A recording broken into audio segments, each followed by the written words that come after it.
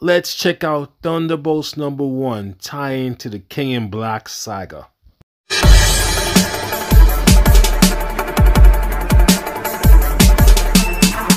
So it looks like the Thunderbolts are back. Thunderbolts #1, tying to the King in Black. This comic was written by Matthew Rosenberg, and I'm glad the Thunderbolts are back. I really like this team. It's pretty much a team of villains come together trying to do good guy stuff. There have been different iterations to the team. Norman Osborn had his team, Luke Cage had his team, Baron Zemo had his team, even the Winter Soldier had his team. But pretty much it's a team of villains trying to do good guy stuff. Some are forced and some are not. We start the story off, we have the Kingpin, and now he's mayor of New York City, and he's given a speech honoring the fallen Thunderbolts that gave their life for the city. We flash back a few days earlier, and the Kingpin is trying to assemble a team of B-list villains. You got the Rhino there, you got the Taskmaster, and he's trying to assemble this team to fight Null and his alien symbiotes invading the Earth, and he's threatening these people with jail time if they don't join up. One of the characters, Incendiary, decided like he'd rather take jail time than to fight a bunch of aliens or whatever, so he decides that he don't want no part of it. The Kingpin's like, whatever man, I can't force you to do anything. Then another guy said, yeah man, yeah Kingpin, I'm out too, I don't want none of this. And the Kingpin's like, oh man, Incendiary must have tried to escape, so he got shot in the face. So everybody gets shook and they decide to join Kingpin's team because they don't want to end up getting killed. So the Kingpin makes his demands for the team. He wants to call this team the Thunderbolts because the Thunderbolts name means something. It has a legacy, and he also doesn't want these guys wearing masks. He doesn't want them being vigilantes. These guys aren't going for it. They tell the Kingpin, hell no. On the next panel, you see these guys going on a mission, and none of these dudes are wearing a mask. So I guess the Kingpin convinced these guys maybe a mask isn't the best idea. So then you see a giant dinosaur symbiote bite the half of somebody's body off. So this dinosaur slash dragon slash symbiote thing decides to eat the woman's body, the Thunderbolt's body, and they're saying like she's dead. We don't give a shit, we don't care.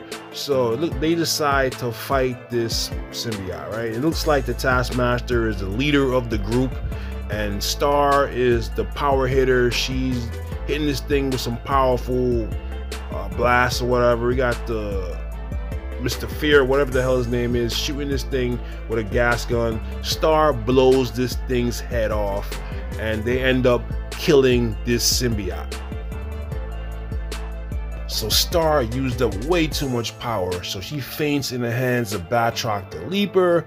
You got this other guy talking about, I'm out of here, man. She fainted, one of our people are dead, I'm out of here, this team sucks.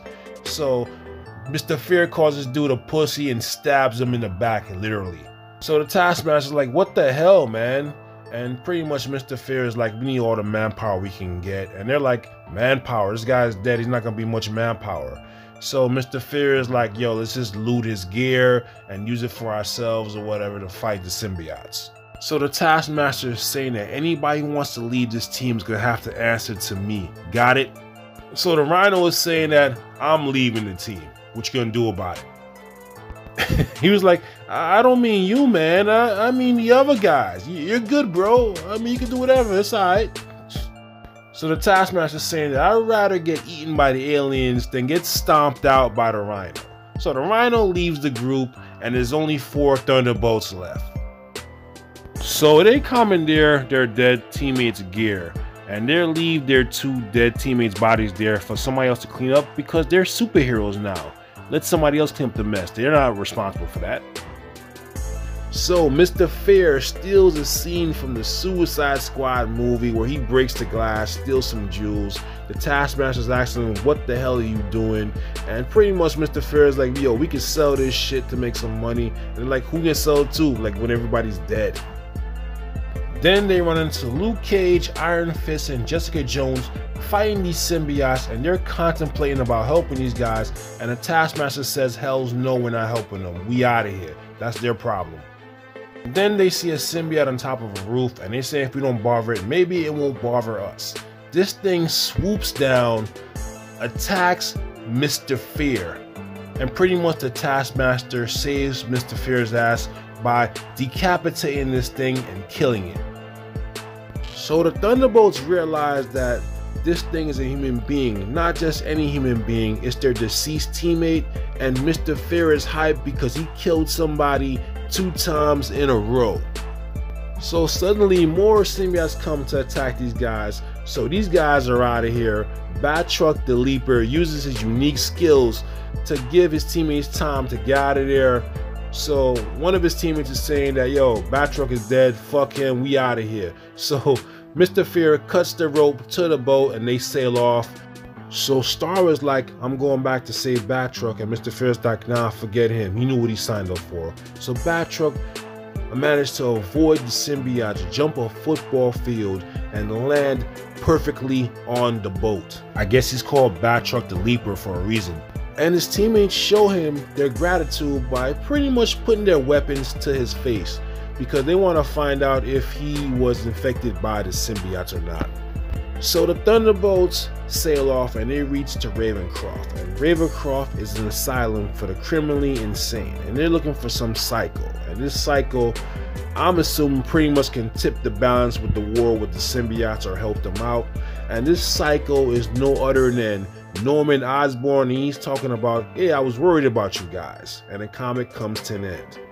This comic was okay. There's definitely some stuff in this comic that I didn't like. I felt that the Thunderbolts coming together was rushed. It wasn't fleshed out in the story. And Rhino leaving the team, they didn't do nothing with Rhino. So, but I'm a huge Thunderbolt fan. I had to get this comic or whatever. And I definitely can't wait to see what they do with this series in the future. If you like my content, rate, comment, subscribe. Take it easy. Later.